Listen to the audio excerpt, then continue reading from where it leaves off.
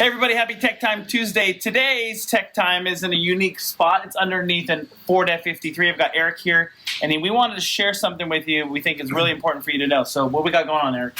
Basically, is what they've done is the quick internet fix on the front sway bar here by moving the end link to the rear hole. And what that does is put so much angle on the bar, so much stress on this end link that it broke it off. And so it really doesn't do that not much good to do that, but just changing the angle on it doesn't make it work better. So you want this bar pretty much level.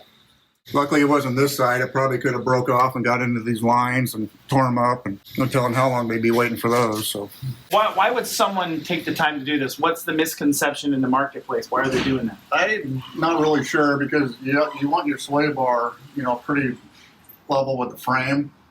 And I guess it just put more tension on it. They think it feels better. Some people say, yeah, they notice the difference. But Gotcha. When you're putting that much stress on that little part, something's got to go. Yeah, so that's a dangerous thing to do. So this is a great example of what not to do when you've got a sway bar. Yeah, we're going to go to the bigger, upgraded sway bar for the front, the better end link. So sounds good. Well, thanks, Eric. As you can see right here, this is the way it should look. And if you have any questions, feel free to reach out to us here. Until next Tuesday. Until next Tuesday, have a good one, and we wish you safer and happier drives.